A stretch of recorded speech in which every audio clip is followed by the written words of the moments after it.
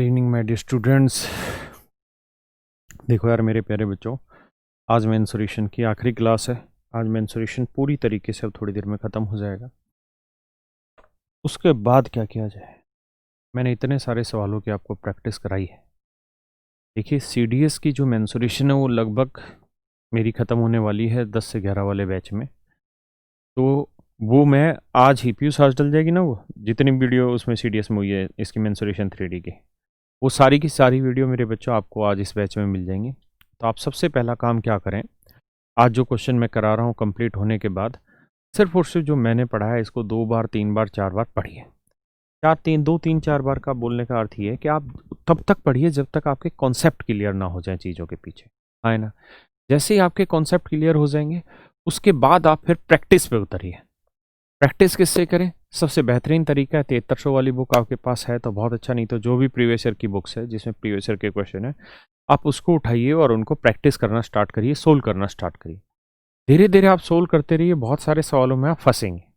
जिन सवालों में आप फंस रहे हैं उनके सॉल्यूशन देखिए, उनमें गोला वोला लगा लीजिए क्वेश्चन पे, क्योंकि उन सारे क्वेश्चंस को मैं भी आपको यहाँ बोर्ड पे करा रहा हूँ, है ना। सॉरी, क्या मेरी बात समझ पाए? उन सारे क्वेश्चंस को मैं भी आप लोगों को करा रहा हूँ। तो तब जब मैं आपको करा रहा हूँ तो वो चीज़ें अपने आप रिवाइज हो जाएंगी और बढ़िया बेहतरीन तरीके से आपकी तैयार हो चुकी होंगी। तो उस समय मुझे नहीं लगता किसी भाई को कोई प्रॉब्लम रहेगी या कोई दिक्कत रहेगी। तो इस तरीके से मेंसुरेशन की तैयारी करिए। फिर से समझाता हूँ, जो मैंने आज तक जो आज पढ़ाऊँगा कंप्लीट अभी कर दूँगा।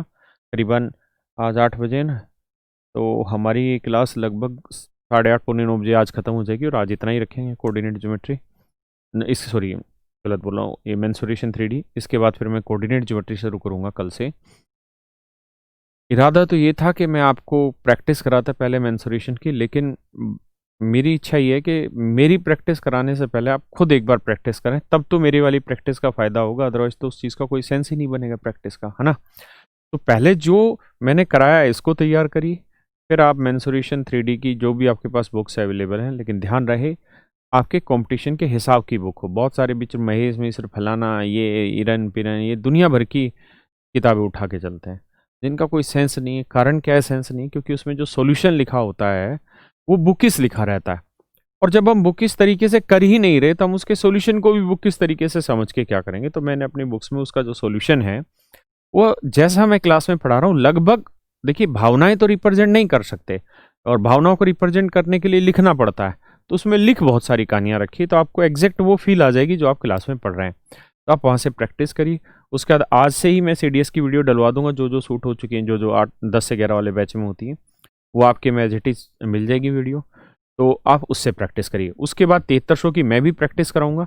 जैसे ही आपकी सीडीएस की कंप्लीट हो जाएगी 7300 वाली प्रैक्टिस करेंगे। कल से फिर हम कोऑर्डिनेट ज्योमेट्री स्टार्ट करेंगे। बेहद ही आसान टॉपिक है, शुरुआत की 2-3 क्लासें तो बेहद ही आसान निकलेगी, उसके बाद जाके थोड़ा बहुत हल्का सा बोझ आएगा आप पे, अदरवाइज आसान रहेगी। तो मेरे प्यारे बच्चों, मैं आपको बताऊं कि मैं 22 तारीख को आपकी क्लास लूँगा शायद, नहीं तो 23 को छुट्टी रहेगी, 24 को छुट्टी रहेगी, 25 को भी छुट्टी रहेगी और 26 को छुट्टी रहेगी। 23, 24, 25, 26 4 दिन छुट्टी रहेगी क्योंकि अपन गोवा जा रहे हैं, है ना।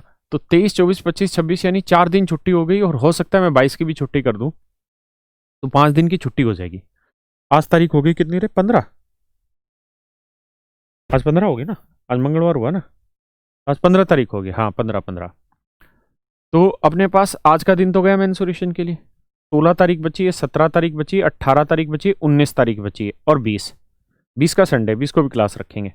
उसके बाद 21 तारीख बची है ना। तो 6 क्लासें मेरे पास बची, और अपनी कोऑर्डिनेट ज्योमेट्री 3D जो है वो इन 6 क्लासों में आराम से ख़त्म हो जाएंगी।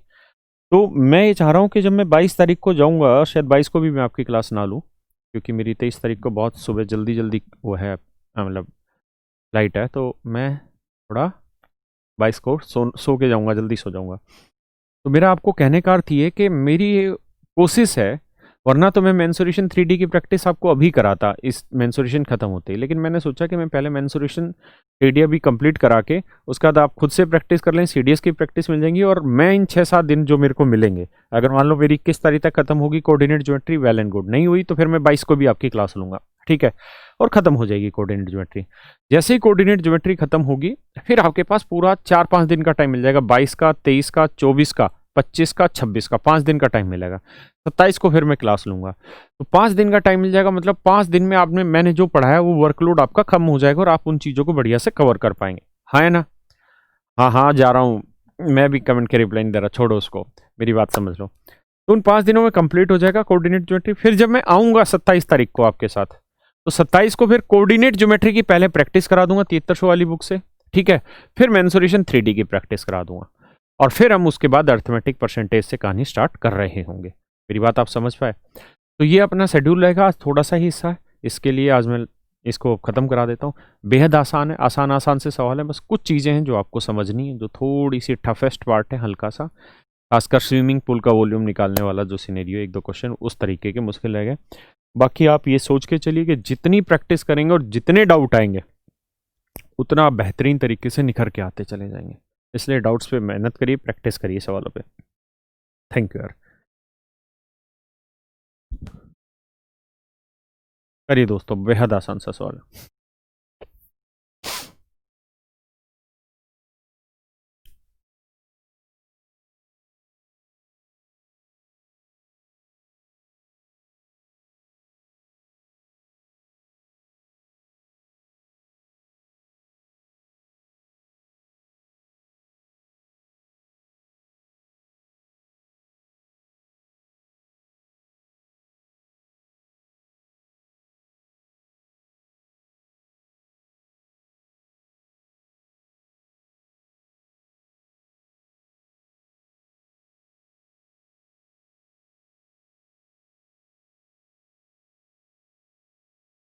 आइए मित्रों, सवाल में कह रहा है 2 centimetre of rain has fallen on A square kilometre of land. कहता है 1 वर्ग किलोमीटर क्षेत्र पर 2 सेंटीमीटर बारिश हुई। मेरे प्यारे बच्चों, क्या बन रहा है? 1 वर्ग किलोमीटर क्षेत्र है। 1 वर्ग किलोमीटर क्षेत्र का मतलब बना कि जो बेस है वो 1 वर्ग किलोमीटर है। यानी जो बेस है, ये बेसिकली 1 वर्ग किलोमीटर का एरिया है। ठीक है जी, ये जो बेस आपको दिखाई दे रहा है, ये 1 वर्ग किलोमीटर क्षेत्र है ना? अच्छा, पानी जैसे बेस पे गिरेगा ना, वैसे ही फिगर बनाता चला जाएगा और पानी वैसे ही ऊपर उठता चला जाएगा। इस बात को आप समझ रहे हैं? तो कह रहा है जी, इसके ऊपर 2 सेंटीमीटर बारिश हुई। कितनी बारिश हुई मेरे बच्चे? 2 सेंटीमीटर कह रहा है, हाँ 2 सेंटीमीटर बारिश हुई।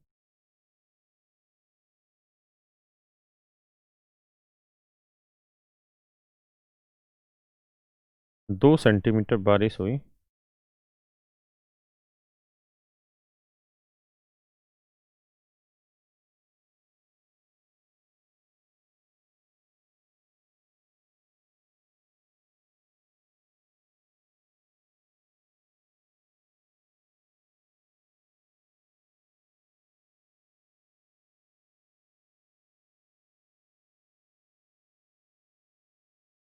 2 सेंटीमीटर बारिश हुई।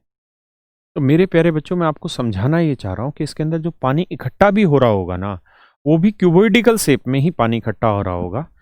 यानी उसी तरीके से पानी इकट्ठा हो रहा होगा,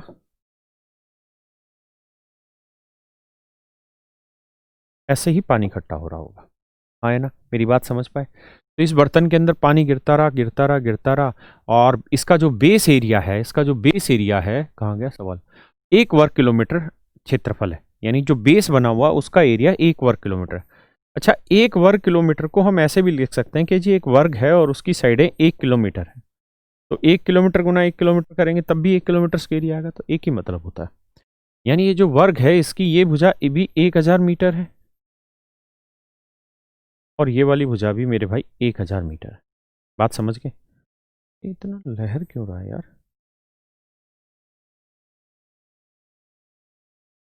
1000 वर्ग मीटर। और कहता है इसमें जो पानी आया वो 2 सेंटीमीटर ऊंचाई तक आया। तो 2 सेंटीमीटर के मीटर बनाएंगे तो मेरे बच्चे बटे करेंगे 100।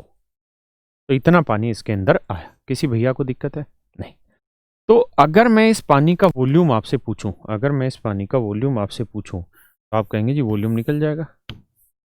क्या हो रहा है यार?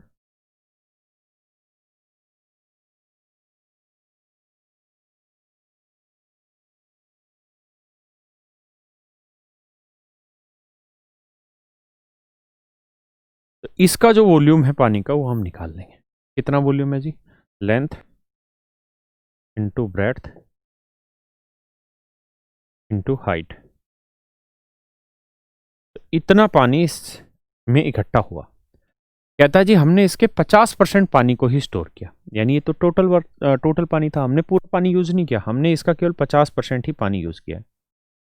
और जी ये 50% जो पानी हमने यूज किया है कहाँ पे किया है? कह रहा है जी ये हमने एक तालाब में इकट्ठा किया और उस तालाब के जो डायमेंशन है 100 मीटर गुना 10 मीटर है।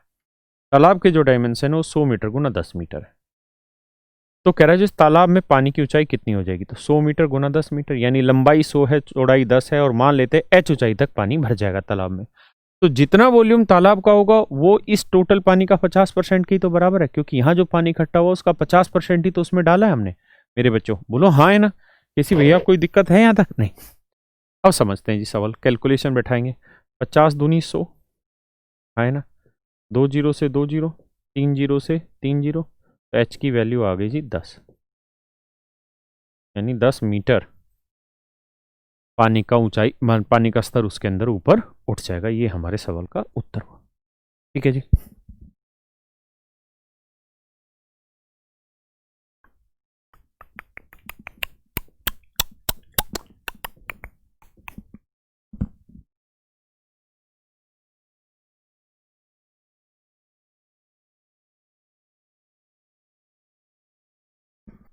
बड़े भाई पक्का?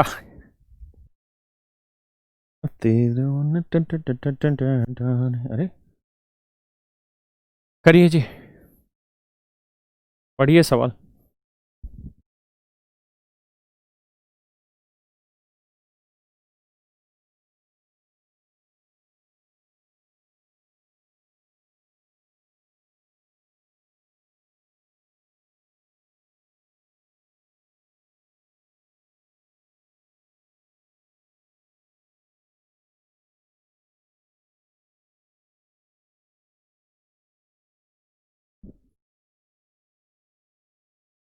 करो जी, यूसी मेंस का क्वेश्चन है जिसमें तुम्हारे गुरुजी का एक्साइज इंस्पेक्टर में सिलेक्शन हुआ था।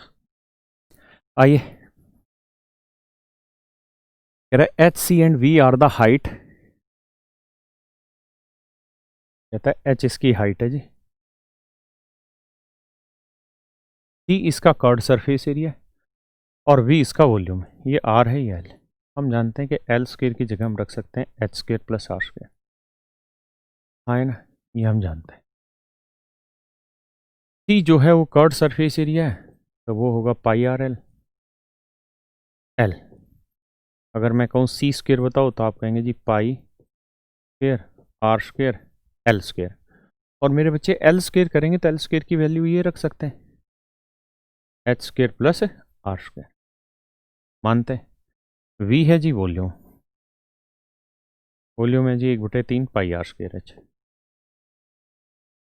अगर मैं इसका भी स्क्वायर कर दूं तो ये 1/9 पाई स्क्वायर आर की पावर 4 एच स्क्वायर। यहाँ तक किसी भी भैया को कोई आपत्ति हो तो खुल के मुझे अपनी बात बताएं। सवाल में कह रहा है जी आपको रिलेशन बताना है 3 pi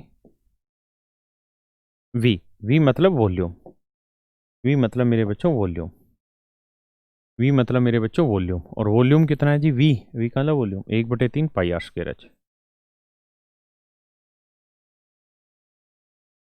into H Q. Clear है जी? Minus C square H square, तो सी स्क्वायर की वैल्यू है ये, हाँ है ना, इंटू एच स्क्वायर कर दूं तो C square into H square की वैल्यू ये बनी। अरे हाँ है ना। अब मैं इसे सोल्व करूं तो एच स्क्वायर, तो ये आया pi square are square H square into H square, तो ये आ जाएगा pi square are square H की पावर 4, क्योंकि बाहर माइनस का निशान इसलिए सारा बाहर। फिर ऐसे ही pi square are square H square को इससे करेंगे तो ये आ जाएगा मेरे बच्चों पाई स्क्वायर आर की पावर 4 एच स्क्वायर, है ना, प्लस 9 वी स्क्वायर। तो वी स्क्वायर ये वाला बना 1/9 पाई स्क्वायर आर की पावर 4 एच स्क्वायर। अब बैठाते हैं जी कैलकुलेशन। देखिए दोस्त, 3 से 3 कटा, पाई स्क्वेयर आर स्क्वेयर एच की पावर 4 कट गया इससे, पाई स्क्वेयर आर की पावर एच स्क्वेयर 9 से 9 कट गया तो इससे कट गया, क्योंकि प्लस माइनस तो आंसर आ गया मेरे बच्चों 0। इस सवाल का जो उत्तर आएगा जी बिल्कुल सही है, सवाल का जो उत्तर है वो क्या आ गया मेरे बच्चों 0।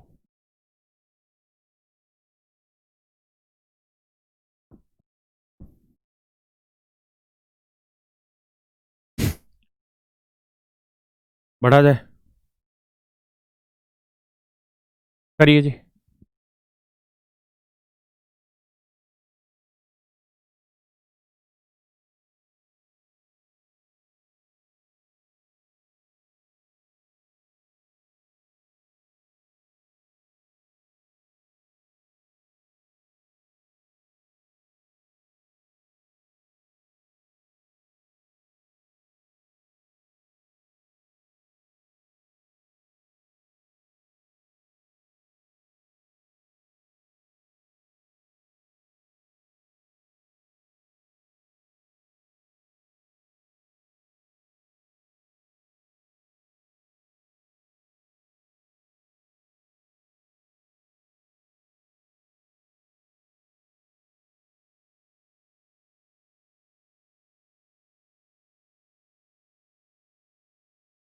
कह रहे जी how many smaller cylinder of height of radius 3.5 centimetre can be made of a large, सारे सिलेंडर है क्या, largest cylinder of height this and radius 14। देखिए यार,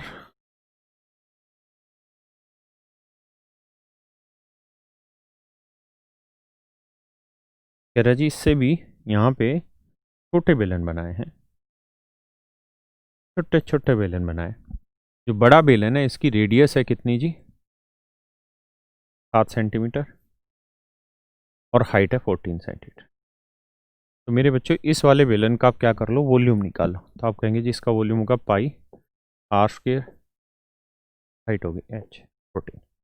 कहता है जी हमने इससे ये छोटे छोटे सिलेंडर बनाए, तो जो छोटे छोटे सिलेंडर बने हैं इनका वॉल्यूम हुआ पाई, आर कितनी है रेडियस 3.5 स्क्वायर, भैया सुनना, और हाइट भी कितनी है भैया 3.5। तो जो छोटे सिलेंडर बने हैं, एक सिलेंडर का वॉल्यूम इतना है, तो मान लेते हैं ऐसे n सिलेंडर बने होंगे इसमें से, तो सोल्व करके मेरे बच्चों n की वैल्यू निकाल लें, आया ना।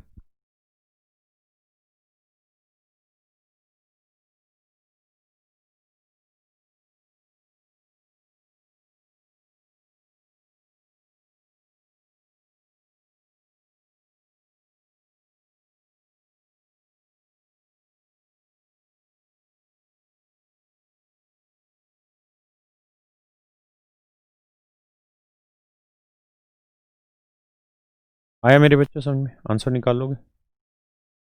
आइए जी, ये मैंने फिगर आज पहले ही बना ली थी इनमें।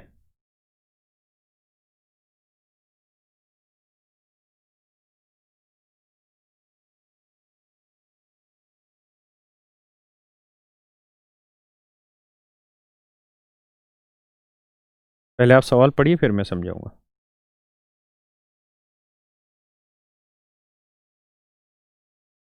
करो भाई, पढ़िए, पहले सवाल पढ़िए मेरे बच्चों, फिर मैं समझाता हूँ। People dive in a swimming pool, 30 minute, 10 minute,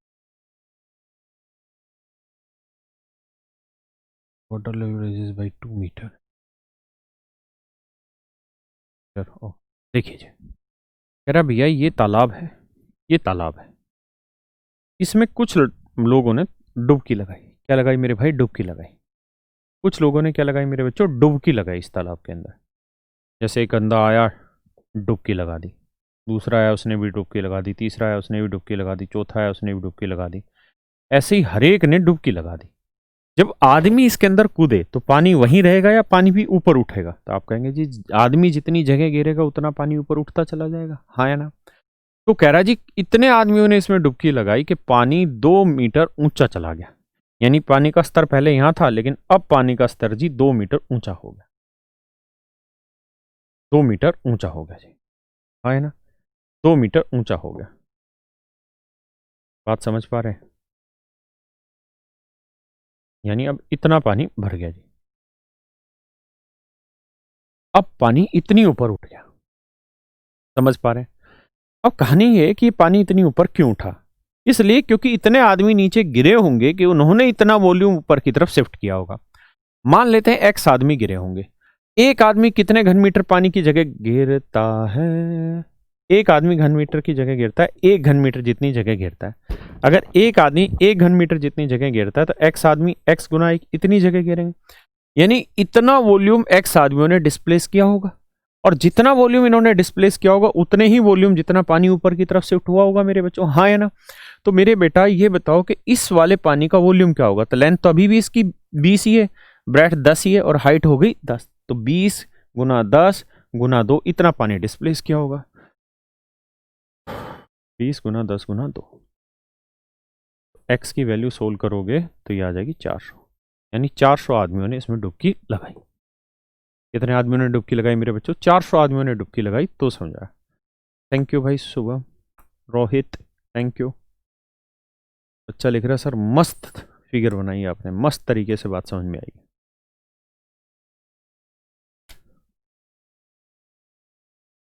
बड़े भैया आओ आगे करिए जी।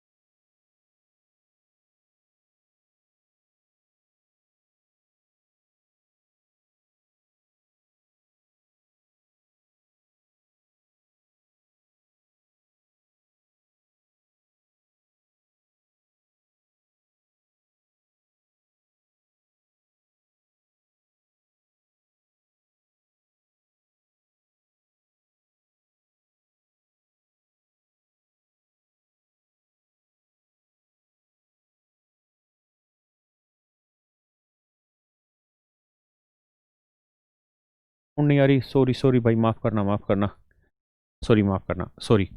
सवाल में कह रहा है rectangular seat of length 44 centimetre and breadth 18 centimetre was rolled along its length. कह रहा है एक रेक्टेंगुलर सीट थी, लंबाई 44 थी, चौड़ाई 18 थी। कहता है इसकी लंबाई के अनुरूप हमने इसे घुमाया। किसके अनुरूप घुमाया मेरे बच्चों? लंबाई के अनुरूप हमने घुमाया। तो जितनी इसकी चौड़ाई होगी उतनी इसकी ऊंचाई होगी। हाँ है ना? तो इसकी जो सरकमफ्रेंस होगी वो किसके बराबर है? 44 के बराबर। आप समझते हैं ना?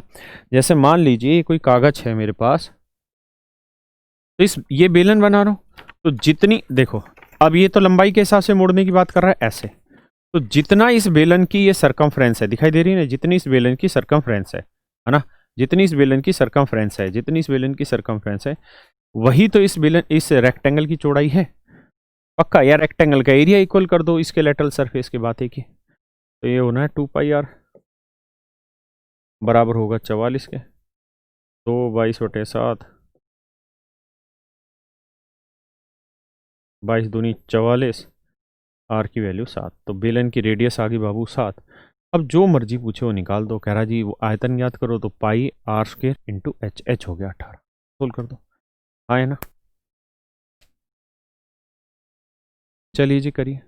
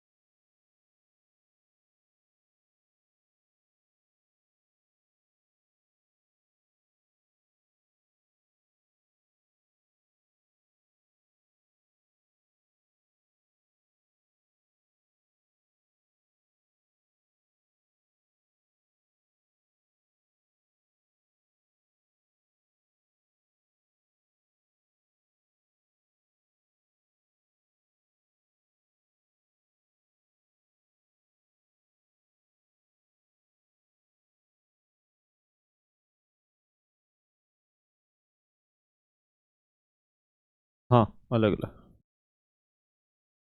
आइए मेरे बच्चों, the capacity of to hemispherical ball is this and this. कहता है जी दो हेमिस्फेरिकल बॉल है जिनकी कैपेसिटी, मेरे प्यारे बच्चों कैपेसिटी का मतलब वॉल्यूम ही होता है ना। दो अलग अलग, एक छोटा और एक बड़ा, तो छोटे वाले की वॉल्यूम होगा 2/3 हेमिस्फेयर है, ध्यान रखना, पाई आर क्यूब। बड़े वाले का होना है 2/3 कैपिटल पाई, कैपिटल आर क्यूब। तो ये 2 पॉइंट्स, सॉरी यार इसमें कुछ दिक्कत आ रही है, पेन भी है ना टेढ़ा चलता है, देख मतलब आ रहा है ना, जैसे मैं ओनली में जीरो बना रहा हूँ, जीरो भी रुक रुक के बनता है। तो मेरे बच्चों ये चीज़ें मैंने परसेंटेज में भी समझाई कि जब भी आपको रेशियो निकालना हो तो आप हम या कंपैरिजन निकालना हो तो केवल उन चीज़ों को लेते हैं जो वेरी कर रही हैं, जो फिक्स है उसको तो लो ही मत, ये तो फिक्स चीज़ें हैं, ये तो कट ही जानी है। केवल r cube upon r cube ही आपके लिए वॉल्यूम हो जाएगा। कह रहा जी ये 6.4 है, ये 21.6, डेसिमल से डेसिमल हट जाएगा।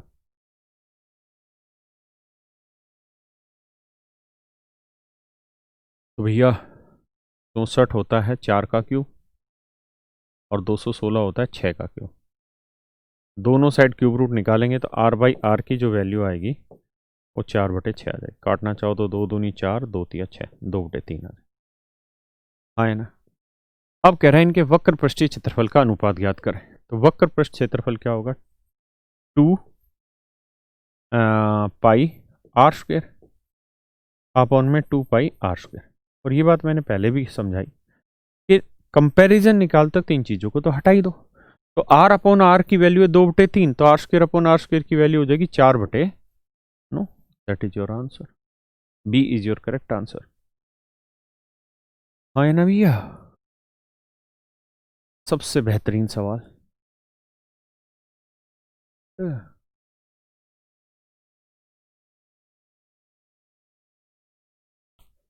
क्या हो रहा है,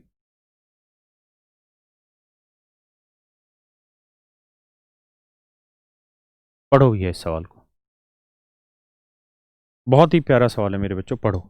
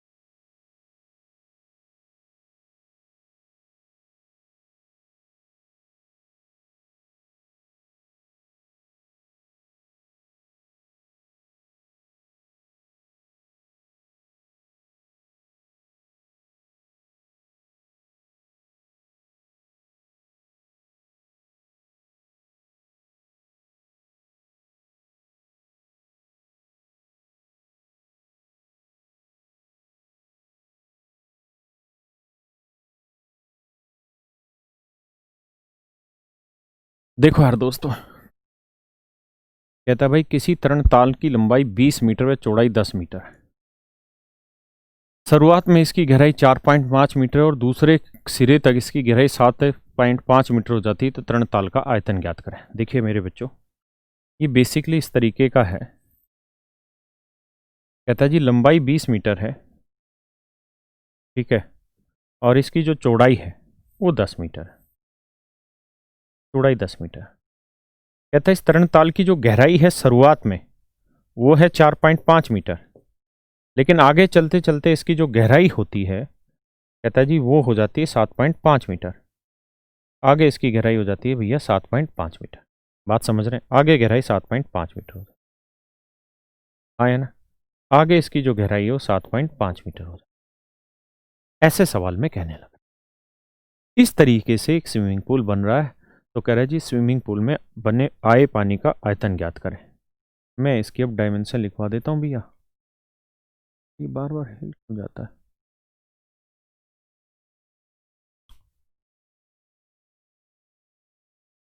तो कराया था, यहाँ समझ लीजिए। आइए, कह रहा है जी यहाँ जो इसकी गहराई है वो 4.5 मीटर है, यहाँ जो इसकी गहराई है वो 7.5 मीटर है, ये जो लंबाई है ये 20 मीटर है, और ये जो लंबाई है ये 10 मीटर। कह रहा है जी इसमें आए पानी का वॉल्यूम ज्ञात करें। मेरे बच्चों, अगर आप थोड़ा दिमाग दौड़ाएं तो इसके बेस में जो फिगर बनेगी ना, वो एक ट्रेपीजियम बन रही होगी। क्या बन रही होगी? ट्रेपीजियम बन रही होगी। इसके बेस में जो फिगर बन रही होगी, जो डॉटेड अगर आप लाइन देख पाए, इसके बीच बेस में जो फिगर बन रही होती है वो एक ट्रेपीजियम बन रही होती है। ये लेंथ है 4.5 मीटर, ये लेंथ है 7.5 मीटर, ये लेंथ है जी 20 मीटर। अगर मैं कहूँ इस ट्रेपीजियम का एरिया निकाल के बताइए, तो आप कहेंगे half into sum of both parallel line, तो 1.5 plus 7.5 into perpendicular distance between both parallel line, ये है 20। तो 7 और 1 8 9, तो ये आया 90। यानी इसका जो बेस एरिया आया मेरे बच्चों को कितना आया? 90। बेस एरिया जो आया इसका वो कितना आया मेरे भाई? 90। 90 ही आ रहा है ना, सॉरी 4.5 है, सॉरी माफ़ करना। तो 4 और 7 11 और 1 12, 12 ढाई 120। तो इसका जो बेस एरिया बना, इसका जो बेस एरिया बना वो बना 120 सेंटीमीटर, है ना। यानी इसकी जो बेस फिगर बनी, कौन सी बेस फिगर? पेन चलाता हूँ, ये वाली जो बेस फिगर बनी, ये बेस फिगर जो है ये बेसिकली एक ट्रेपीजियम बन रही है ना। ये मेरे बच्चों क्या बन रही है? ट्रेपीजियम बन रही है। और अगर आप सच मायने में दिमाग लगा के देखेंगे, अगर सच मायने में दिमाग लगाएंगे यहाँ पे,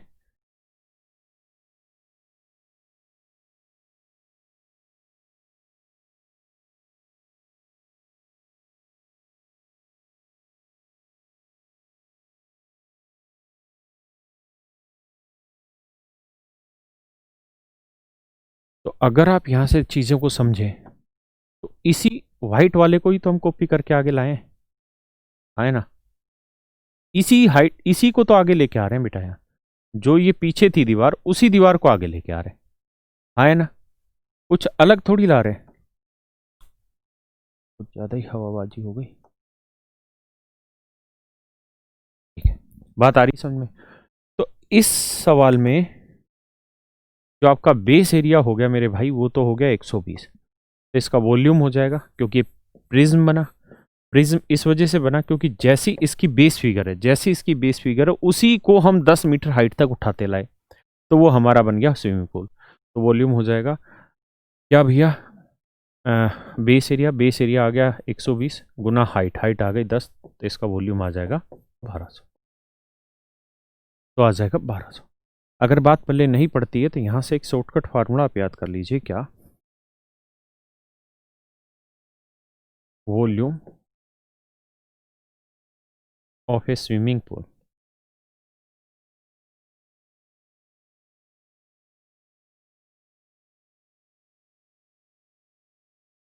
volume of A swimming pool, एक तालाब के अंदर जो पानी आता है उस पानी का आयतन बताइए क्या होगा। तो उसका फार्मूला रहता है, तालाब में आने वाले पानी का वॉल्यूम क्या रहता है मेरे बच्चों? उसका फार्मूला रहता है 1/2 into sum of both depth, sum of both depth. Both depth मतलब जो दोनों गहराइयां हैं, जैसे एक सिरे पे कुछ गहराई होगी, अगले सिरे पे ज्यादा गहराई होगी, हाँ है ना। तो 1/2 into sum of both depth into length into breadth, into breadth. ये होगा मेरे बच्चों किसी भी स्विमिंग पूल का वॉल्यूम। तो जैसे अपने वाले सवाल में दे रखा था भैया 1/2, दोनों डेप्थ की गहराइयों का योग क्या था, एक की थी 4.5, दूसरे की साइड गहराई थी 7.5, लंबाई थी जी 20 और चौड़ाई थी 10। तो सोल्व करोगे तो भैया सीधा आंसर आ जाएगा 1200। क्लियर है भाई?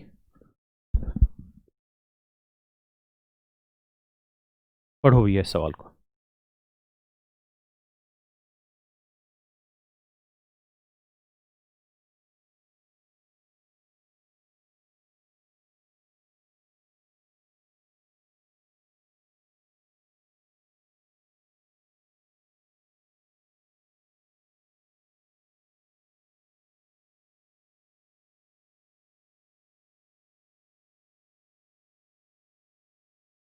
देखिए यार, सवाल में कह रहा है कि एक ये क्यूब है, ठीक है। इस क्यूब पे हमने एक तार लपेटना चाहा है, और वो तार ऐसे लपेटना चाहे कि उसका एक सिरा यहाँ बांधा है तो दूसरा यहाँ से पीछे घूमेंगे, फिर यहाँ से इधर घूमेंगे, फिर ऊपर आके यहाँ बांध देंगे। यानी जिस सिरे पे नीचे बांधा था उसी सिरे पे हमने उठा के उसको ऊपर बांध दिया, हाँ है ना। अब कह रहा है जी, और इसकी जो साइड की लेंथ है वो है n, तो आपको बताना तार की लंबाई क्या होगी। तो मैंने इसको फिगर में बना दिया है कि देखो यार, ये n सेंटीमीटर साइड वाला एक क्यूब है, तार यहाँ से गया, इधर आया, फिर इसके डॉटेड पीछे वाला पीछे वाले फेस पे, फिर वहां से और पीछे वाले फेस पे, और फिर यहाँ आ गया। यानी यहीं पे नीचे बांधा और इसी सिरे पे ऊपर बांध दिया। तो कह रहा है इसकी लंबाई ज्ञात करो। तो मेरे बच्चों, अगर मैं यहां से इसको बिल्कुल बीचों बीच काट दूं और काट के इस तरह से फैला दूं इसको, तो आपको ऐसी फिगर दिखाई देगी जो इसके अंदर बन रही। क्योंकि सच मायने में क्यूब तो 4 स्क्वायर से बना होता है, लंबाई चौड़ाई ये वाले मतलब 4 फेस से बना होता है। अगर मैं चारों फेसों को अलग कर दूंगा तो ऐसी फिगर आपको दिखाई देगी, हाँ है ना। और अगर इसको उठा के वापसी से इसके साथ अटैच कर दूंगा तो फिर ऐसी फिगर दिखाई दे रही होगी। तो कह रहा है कि भैया इस तार की लंबाई ज्ञात करें जो लपेटा गया। तो एक बताओ, ये साइड n है, तो ये साइड भी n, ये साइड भी n, ये साइड भी n, ये साइड भी n, यानी ये पूरी जो लेंथ है ये मेरे बच्चों कितनी हो गई, 4n, हाँ है ना। ये स्क्वायर की साइड हो गई n। अब बताओ इस तार की लेंथ निकाल पाएंगे कि नहीं। देखो ये सामने वाला तार था, देख ये फिर पीछे वाला, ये पीछे वाला, ये सबसे आखिरी में सामने वाला। तो ये हाइपोटेन्यूस ही तो बना राइट एंगल ट्रायंगल का। तो इसकी लेंथ क्या होगी, 4 का वर्ग 16 और 1 17 है, √17n, √17n स्क्वायर हुआ तो आंसर आएगा √17n। ये मेरा आंसर। क्लियर है मेरे बच्चों? तो आज हम इस सेशन को यहीं ख़त्म करते हैं। मेंसुरेशन आपका पूरी तरह ख़त्म हुआ। अब आपकी सारी चीज़ें कंप्लीट हो गई भैया, ठीक है। अब आप प्रैक्टिस करिए, प्रैक्टिस करने के बाद फिर CDS की प्रैक्टिस शीट में डलवाता हूँ आपको, ठीक है। उसके बाद फिर हम 7300 से भी करेंगे। थैंक यू यार, थैंक यू वेरी मच। कल कोऑर्डिनेट ज्योमेट्री स्टार्ट करेंगे। Thank you.